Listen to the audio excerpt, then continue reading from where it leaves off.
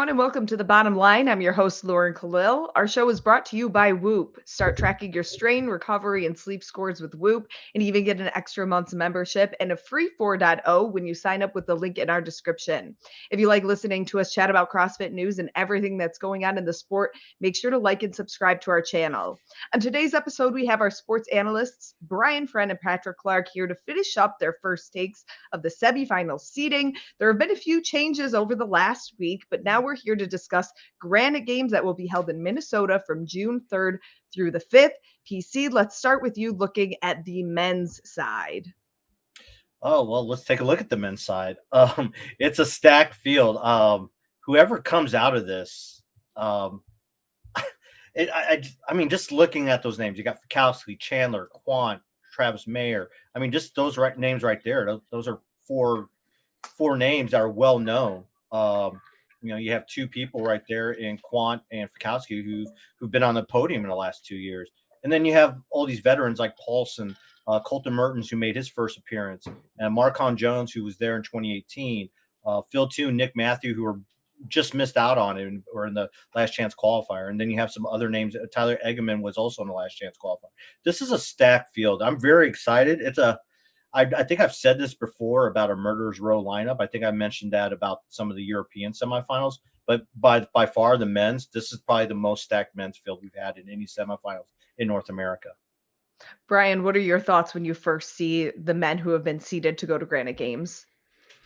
I would say outside of the fact that it is an incredibly deep and talented field, there's two names that jump out at me that I have like question about. And I want to see, them ultimately answer the question on the competition floor. And that's Phil Toon and Sam Quant. I think a lot of people are high on Phil Toon this year, but he needs to show up and execute and perform to the ability that we, generally perceive that he can against a pretty difficult field of men. And Sam Quant, has had obviously a couple a very up and down past couple of years. Last year, having some medical complications that prevented him from doing anywhere near as well as someone would expect in a semifinal. But he seems to be on track this year, and so this is kind of to answer the question if he's back in the conversation of who knows, top 20, top 10, top 5, or even threatening for the podium again this year. When we look at Granite Games, one of the biggest topics of conversation have been Mal O'Brien moving from Atlas to Granite Games. She's obviously now on this list. PC, what are your takes now that we have a more clear picture of what the women's field is going to look like? When I first initially looked at this list without Mal O'Brien, it was kind of open. I mean, obviously you have some mainstays in Danny Spiegel, Amanda Barnhart, Emily Rolfe, who are really good athletes. That obviously Barnhart and Emily Rolfe are top 20 athletes. Barnhart's been there in the top 10. Danny is one of those athletes who just hasn't really, outside of that 20, the online competition. I think she finished 13th, the online games. That's her highest finish, but she's a well-known name. And then of course you had Mal who finished 7th and was and then you have veterans like Fee. But it's some of the newcomer names down there that we see. Obviously, we have some veterans in there, but this list isn't really updated because I'd imagine Rebecca and Jen Ryan are probably going to accept their master's invite. But then you have, an athlete like Chloe Wilson, who's relatively young, Jessie Harper, Kayla Stefano, who won the games team division in 2017, actually beat Haley Adams. And then you have someone like Alex Gazan, who most people won't recognize that name on a leaderboard because she goes by Alex Willis on a leaderboard, not her married name, Gazan. But I know when we first talked about, I told Brian that I really thought someone like Alex Gazan could possibly win an event, win a competition like this. But then you throw in someone like Mal. Well, now it's a little bit harder. It's a little bit harder because Mal's been here before. She didn't win it last year, but she's familiar with the situation or the surroundings of Granite Games because it's a very unique competition because it's all outside. It's on turf, and these workouts, it's going to push some of these athletes. Brian, before we move to you, I want to ask you both a question. Do you think with Mal O'Brien going to Granite Games now that somebody who potentially should have qualified for the games is going to miss out on that opportunity? I mean, it's hard to say because, and this is more or less what I was going to talk about anyways, is, it's just incredible how moving one athlete of her caliber into the field suddenly shrinks the opportunity gap. But, the women that are just kind of, we thought might be battling for 2 spots that are probably now battling for 1 spot are women that, Um, I'm not sure how they'll do at the games, and they've been close, but they haven't made it. And there's women like that in the Atlas games also. So if an extra one gets in from the Atlas games instead of the Granite games, that's kind of in that caliber.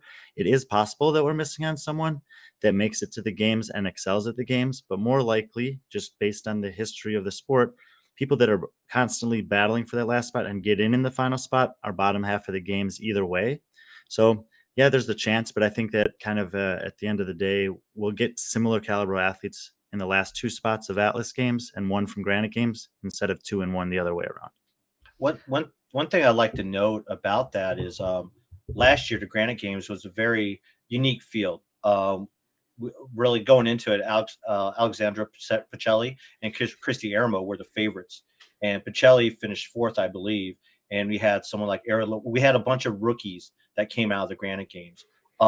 I don't see so much in this year's Granite Games lineup, but I do foresee one of those top tier athletes. I'm not going to say who or who I think it is, but someone like a Danny, Amanda, one of those top tier athletes that we normally see at the games. There might be a chance that they might be in the same position Christy Aramo was last year, where she had to fight through the last chance qualifier. Because I think a lot of it, and in talking to Aramo, she's like, she wasn't prepared for the Granite Games. She was prepared as an athlete, but the Granite Games, the programming, the environment, the conditions, she was ill prepared for that. And that's saying a lot coming from an athlete like Christy Aramo. So I think maybe one of these athletes that we normally see that we would expect to move on, they might fall victim to that as well. Hmm.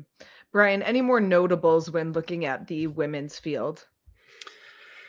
No, I mean, I think the one thing that is worth noting is that the field will change as the Masters at women move on. But I think PC hit on a lot of these names. I think the Alex Willis, Sydney Wells is going to be great to see how much she's progressed in a year. I mean, the main thing she seemed to be lacking last year was the high end gymnastic skills, which for a lot of athletes are the last thing to come anyway. But if she's improved those, I think she can be in the top in the top 10 for a majority of the weekend up there. And then I'd say Chloe Wilson and Kelly Stone are two women that I'm curious to see if they can take the next step. PC, what is your bottom line for the Granite Game semifinal?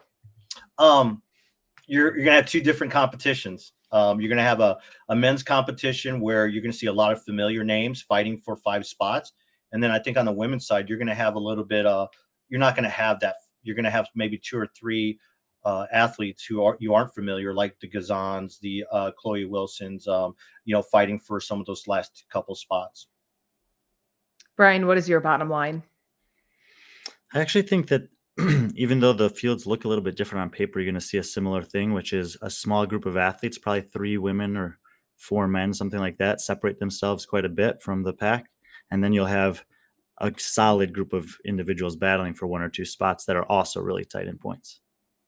Brian Friend, Patrick Clark, thank you guys so much. Tomorrow, we will be wrapping up our first take semifinals with Atlas games. We'll see you guys then.